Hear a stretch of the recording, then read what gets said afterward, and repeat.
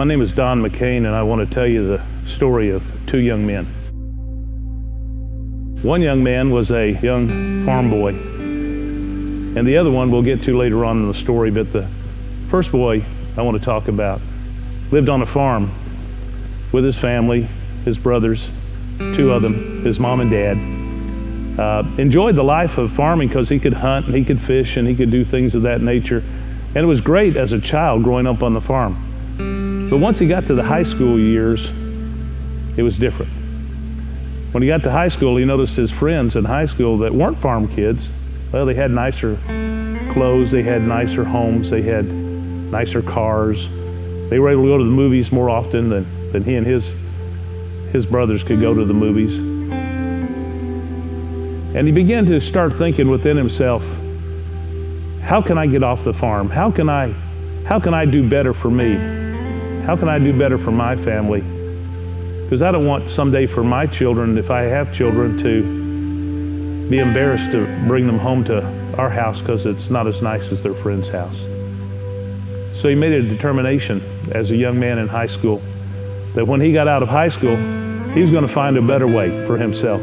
So once he graduated from high school, it just kind of worked out for him, because within a couple weeks of the time he got out of high school, he was offered a job that utilized some of his talents that he had working with people as far as communication skills and some administrative skills, and was put to work immediately as an assistant manager in a clothing store. And then within 2 or 3 months, that manager got promoted to supervisor, he got promoted to manager, and then within probably a year's time, he was actually manager and supervisor of 4 of these stores.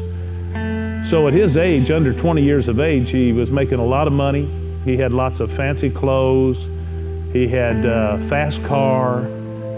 He had everything going for him. Met a young girl at one of those stores, and he fell in love with that girl, and now he had it all, so he thought. And he could be successful in all the things that he was hoping to be successful in, and this girl would just kind of finish it off. So he thought he had controlled himself right to the top. But it was only short-lived, because after he began to date this girl and they began to do movies and go swimming and do the things that young people do, they also went to church. And she noticed that while they were in church, he didn't pay much attention to what was going on. He was kind of way off somewhere else. And then after church, they would go out and, play tennis and do things that young people do. Anyway, so they began to try to start building their life, but then one day she came to him and she said, no, she said, this isn't going to work. She said, I found a different love. I'm in love with a different man. Well, that made him angry. And he said, I want to know who this man is, because I'm going to beat him up. And she said, you can't beat him up. His name is Jesus. Well, how does the young farm boy argue with a girl that's in love with Jesus? So she kind of leaves his life at that point, and now he's stuck lonely, despairing, getting into depression every day thinking about her, driving over to her house, sitting across the street at night, watching her house to see if somebody else is going to come and take her out. Nobody does. And then after a while, his friends begin to feel sorry for him, and they say, we know how to help you. So they took him out to nightclubs, and he began to drink. And he began to drink more, and he began to drink more, trying to soothe his pain and help him overcome this broken heart. Well, as they continued to do that, he continued to go to work, and things did fine at work, but his personal life was really suffering because of this broken heart.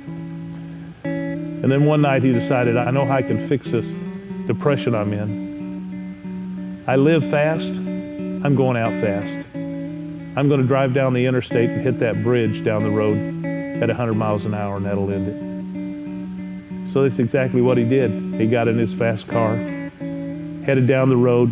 He's doing 60, 70, 80, 90, approaching 100.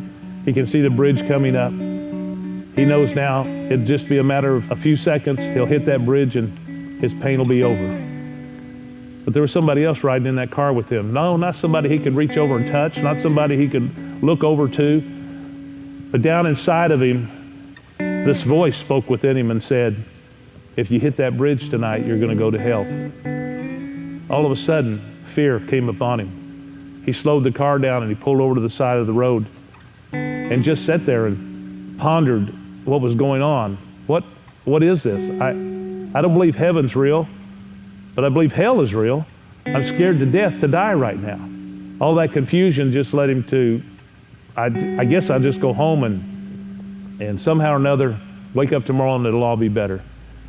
So he drove back to his place and he tossed and he turned in bed that night, that young farm boy did, trying to figure out what's going on with him.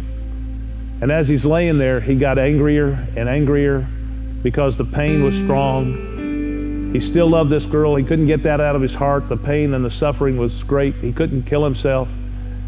So he just screamed out in the middle of the night. He said, nobody loves me. Nobody cares about me. I can't live in this world and I can't leave this world.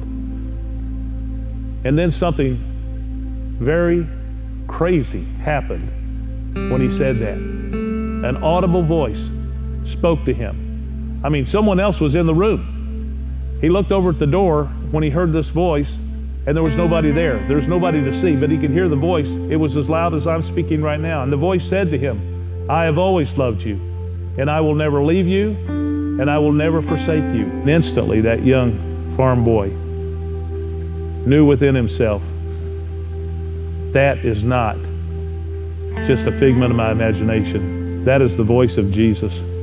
That is the voice of the Son of God. And the first thing out of that young farm boy's mouth was this, I'm so sorry for the mess I've made of my life. I do believe you're real. Will you come in or do whatever you do, but will you help me change my life? And as soon as I said that, a peace and a joy came over me instantly that I knew I was loved, truly loved. And at that moment, what happened in my story, the second young man entered into it. You see, this man I met that night, he was a young rich ruler. He was the King of Kings. He was the Lord of Lords. He was the Son of the living God. And he came to earth, born as a child. He became a poor man, that one day in the future, Don McCain could become rich in him. And that's what happened that night. I met the rich man who exchanged being poor so that I could become rich. That night, my life changed.